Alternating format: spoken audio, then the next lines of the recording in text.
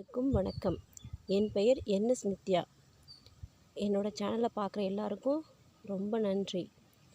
எல்லோரும் பாருங்கள். உங்களுக்கு பிடிச்சிருந்தால் லைக் பண்ணுங்கள், ஷேர் பண்ணுங்கள், சப்ஸ்கிரைப் பண்ணுங்கள், பெல் ஐக்கானை கிளிக் பண்ணுங்கள். இன்றைக்கி நாம் என்ன பார்க்க போகிறோம் அப்படின்னா, பிறர் பொருள் விரும்பாதே.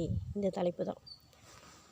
ஒரு ஸ்டூடெண்ட் சின்ன குழந்தையாக இருக்கும்போது, ஒரு செகண்ட் ஸ்டாண்டர்ட் படிக்கும்போது வீட்டிலேருந்து ஸ்கூலுக்கு நடந்து தான் போவாங்க. எப்போதுமே ஸ்கூல் கொஞ்சம் தூரமாக இருந்தாலும் நடந்தே போய்ட்டு நடந்தே வருவாங்க. அவங்க ஃப்ரெண்ட்ஸுங்களோட சேர்ந்து போவாங்க, சில சமயம் தனியாகவும் போவாங்க.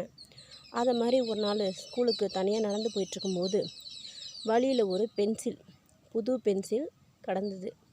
அதை கையில் எடுத்துகிட்டு யாருடன் தெரில, நம்ம போய் ஸ்கூலில் இதை மிஸ்ஸிட்ட கொடுத்துடலாம் அப்படின்னு சொல்லி கையில் எடுத்துகிட்டு நடந்து வந்துட்டுருந்தாங்க. அந்த வழியில் இன்னொரு ஸ்டூடெண்ட், ஒரு 5ஆம் வகுப்பு மாணவன் வேகமாக ஓடியாடுறாங்க, பென்சிலை காணோம் அப்படின்னு தேடிட்டு.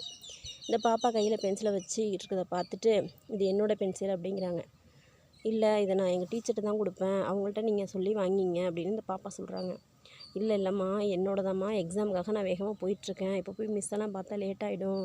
இதை பற்றியா புதுசாக பேடு பேப்பர்லாம் வச்சுருக்கேன், பேடுக்குள்ளே பென்சிலை வச்சுருந்தேன், போகிற வழியில் தவறி விழுந்துட்டு அப்படின்னு அவங்க அதை எக்ஸ்பிளைன் பண்ணி சொன்னோன்னே அந்த பாப்பா ஒத்துக்கிட்டு அந்த பென்சிலை அவங்கள்ட்ட கொடுத்துட்டாங்க.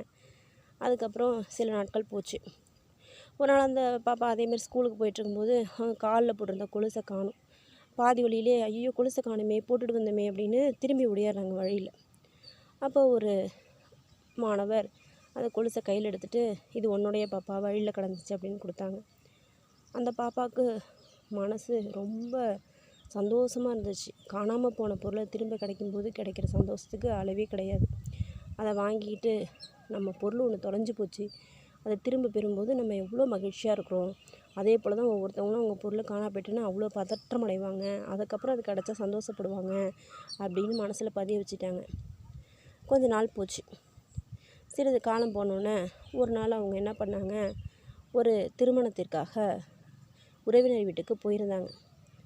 போகும்போது அங்கே ஒரு பிரேஸ்லெட், 1 பவுன் இருக்கும் பிரேஸ்லெட் ஒன்று கடந்தது, குழந்தையோட பிரேஸ்லெட். அதை கையில் எடுத்தாங்க. எடுத்துகிட்டு சுற்றி முற்றி கேட்டாங்க, இது யாரோடன்னு. அப்போ தான் ஒரு அம்மா பதட்டமாக ஓடியாந்தாங்க.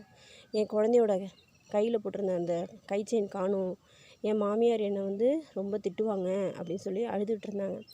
அந்த பொண்ணு போய் அவங்கள்ட்ட இந்த பிரேஸ்லெட்டை கொடுத்தோன்னே, ரொம்ப நன்றிம்மா கொடுத்ததுக்கு, இல்லைன்னா எங்கள் மாமியார் என்னை உண்டு இல்லைன்னு பண்ணியிருப்பாங்க அப்படின்னு கண்ணிலேருந்து தண்ணியே வந்துடுச்சு. அவ்வளோ சந்தோஷப்பட்டாங்க.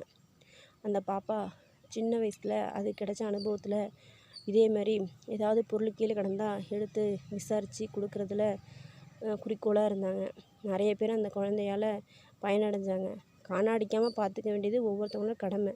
சப்போஸ் தெரியாமல் காணா போயிட்டுனா அந்த பொருளை எடுத்து ஒளிச்சு வச்சுக்கவோ, யாருக்கும் தெரியாமல் விற்கவோ கூடாது. யாருக்கு சொந்தமோ அவங்களுக்கு கேட்டு அவங்கள்ட்ட கொடுக்கணும். அதுதான் நல்ல பழக்கம். அதை தான் நம்ம பின்பற்றணும். அவங்க சின்ன வயசில் பாடம் எடுக்கும்போது டீச்சர் என்ன சொல்லியிருக்காங்க அப்படின்னா, ஒரு பொருள் நம்மளோட ஒன்று காணா போயிட்டுனா அது திரும்ப நம்மள்ட்ட எப்படியாவது வந்துடும். நம்மளோட சொந்த உழைப்பில் கஷ்டப்பட்டு சம்பாதிச்சா கண்டிப்பாக திரும்ப வந்துடும். அதேமாதிரி நாம் இன்னொருத்தவங்களோட பொருளை தெரியாமல் எடுத்தோம்னா நம்மளோட பொருள் அது போல் 10 மடங்கு காணா போயிடும், செலவாயிடும்.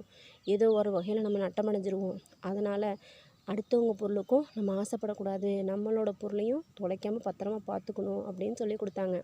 அந்த பாப்பா அதை மனசில் வச்சுக்கிட்டு தன் வாழ்நாள் முழுவதுமே அதை பின்பற்றினாங்க. நீங்களும் இதை பின்பற்றணும், குழந்தைங்களுக்கு எடுத்து சொல்லணும். நன்றி, வணக்கம்.